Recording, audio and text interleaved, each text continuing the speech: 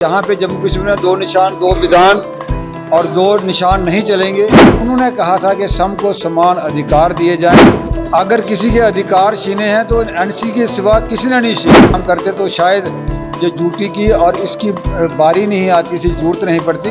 मुझे लगता है कि नेशनल कॉन्फ्रेंस से इसको अधिकार ही नहीं है ये बात कहने का। तो daily Vaser Bharatiya Janata party 2014 में सरकार बनी, हमने जिसको भी नौकरी दी है, परमानेंट नौकरी दी है, लोगों के भविष्य के साथ कभी खिलवाड़ नहीं किया। कांग्रेस और एनसी की सरकारों ने डेली वेजर लगाए हैं। आज जो सरकार बनी है इसने कहा कि हम डेली वेजर को पक्का करेंगे, मुफ्त बिजली देंगे, बहुत सारे वादे किए थे। वो अपने वादों की तरफ देखे, मुझे लगता है कि उसको श्यामा प्रसाद मुखर्जी जिनका बलिदान जम्मू कश्मीर में एक संघर्ष को लेके के एक पूरे देश में एक निशान एक विधान ही रहेगा। जहाँ पे जम्मू कश्मीर में दो निशान, दो विधान और दो निशान नहीं चलेंगे, ये नारा श्यामा प्रसाद मुखर्जी ने दिया था। और जहाँ पे उन्होंने अपना बलिदान भी दिया था और उन्होंने एक नारा भी दिया था कि जब मैं संविधान लूँगा या बलिदान दूंगा। उसी के कारण जो जम्मू कश्मीर में नेहरू सरकार को मजबूर होना पड़ा कि प्रधानमंत्री की जगह चीफ मिनिस्टर हुआ, सदर रियासत की जगह गवर्नर हुआ।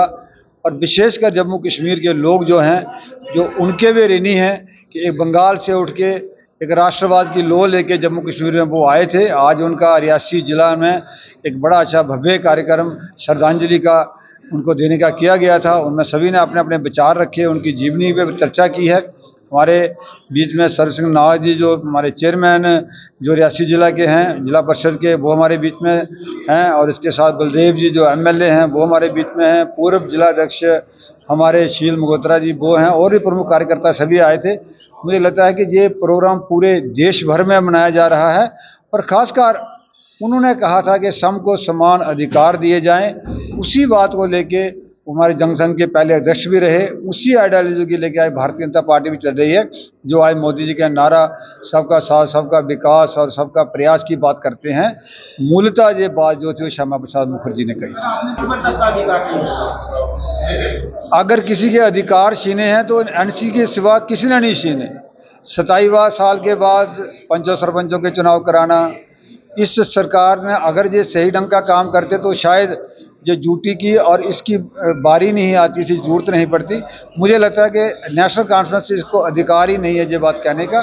देश के गृह मंत्री, देश के प्रधानमंत्री ने कहा है कि समय आने पर इस देश को हम स्टेट भी बनाएंगे, स्टेटहुड भी देंगे। बिल्कुल, श्यामा प्रसाद मुखर्जी ने जो 370 टूटा है, सबसे बड़ी श्रद्धांजलि नरेंद्र भाई मोदी जी की सरकार ने उन्हीं को 5 अगस्त 2019 को ये 370 तोड़ के ही दी है। ये बहुत बड़ी बात है। सर, जो बाई इलेक्शन जो होती हैं वो लोकल इशू होते हैं, उसमें कोई सरकार का नहीं होता, जो पार्टी का नहीं होता। बाई इलेक्शन को आप ये नहीं कह सकते पार्टी को झटका लगा है, इसमें कोई इतनी बड़ी बात नहीं है। ये इतनी बड़ी पार्टी है, पूरे दुनिया में, पूरे देश में सबसे ज़्यादा विधायक member parliament Bharatiya Janata party के हैं।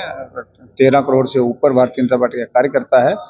ऐसी कोई बात। राज्य का दर्जा कब मिलेगा जम्मू कश्मीर लोगों को? ये देश के प्रधानमंत्री और गृह मंत्री जी ने कहा है कि समय आने पे देगा, जब उनको लगेगा वो आएगा, मिलेगा। 370 जम्मू कश्मीर पे नेहरू ने लगाया था और शेख की दोस्त ने लगाया था। उन्होंने टेम्परेरी लगाया था और 10 साल के लिए लगाया था। तो जो टेम्परेरी था उसके लिए कहा था, वो था टेम्परेरी, और देते देते 70 साल लगा दिए। तो उन्होंने कहा है कि जब ये उनका प्रेरोगेटिव भी है, जब उनको ठीक लगेगा, हमें अपने नेतृत्व में विश्वास है, जम्मू कश्मीर को स्टेटहुड मिलेगा। वेजर की बात आप कर रहे हो, daily Vaser Bharatiya Janata party 2014 में सरकार बनी, हमने जिसको भी नौकरी दी है, परमानेंट नौकरी दी है, लोगों के भविष्य के साथ कभी खिलवाड़ नहीं किया। कांग्रेस और एनसी की सरकारों ने डेली वेजर लगाए हैं और बहुत सारे डेली वेजर को इसी पीरियड में पक्का किया गया है। बाकी भी उन्होंने कहा है कि हमारी कमिटमेंट है।